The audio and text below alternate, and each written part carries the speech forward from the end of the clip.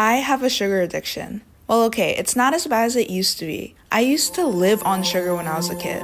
I used to be the type of person who would rather pass up a 5-star steak and get a donut instead. Even when my mom packed me lunch, all I could think about was the dessert she packed. But I was strategic about it, because I also had a sandwich and vegetables.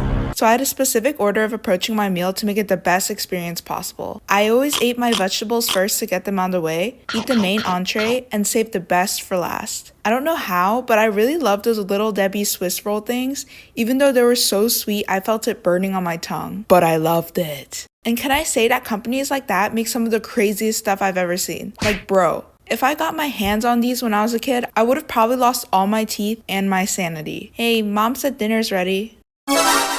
Okay, I never thought this was a controversial opinion until recently, but apparently there are people who don't like frosted sugar cookies. If you didn't like these or still don't like them, just know I'm secretly judging you. I have a vivid memory of the time my parents hosted a Christmas Eve party and there was a box of these on the counter. I slowly snuck into the kitchen, took 5 cookies wrapped in a paper towel, and sprinted to my room. After eating 3 of them, I felt a rush of dopamine for a good 5 minutes, then proceeded to immediately throw up.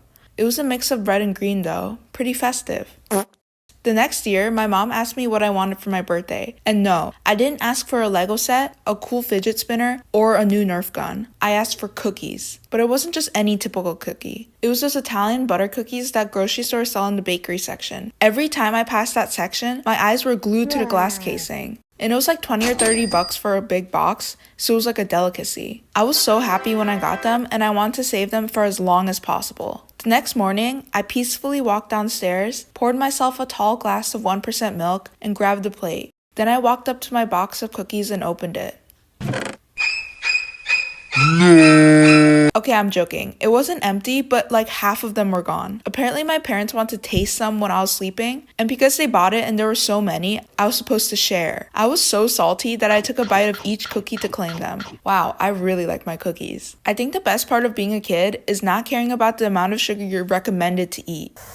I used to make myself a large bowl of ice cream with Hershey syrup topped with mini marshmallows every night, and I was living it. So I never understood when my mom would cut off the tops of her cupcakes because it was too sweet. It was basically decapitation. Cake frosting is literally the best part, and don't even get me started with the sandwich technique. One time my friend showed it to me. See? No mess.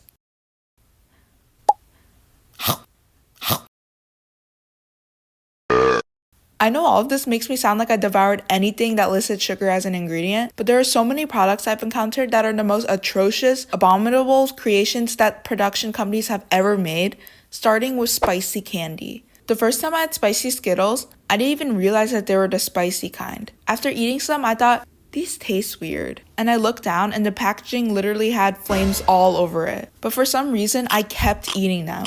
I usually like spicy things, but these were not it. Oh, they got discontinued?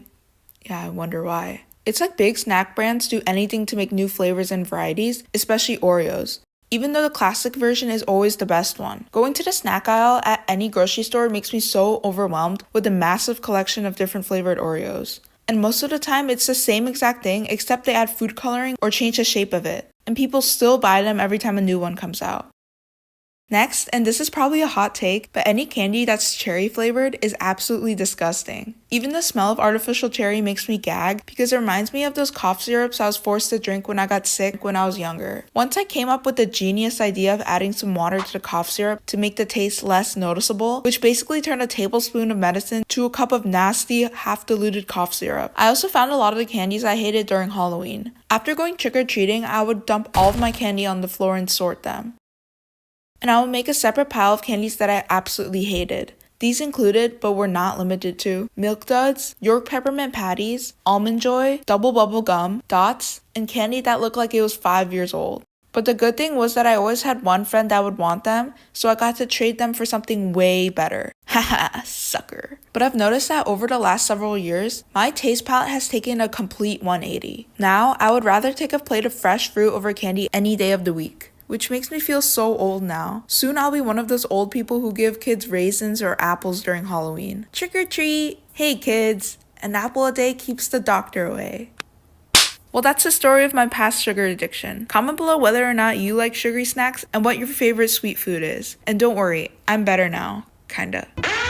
Anyways, I'll see you next time. Okay, bye.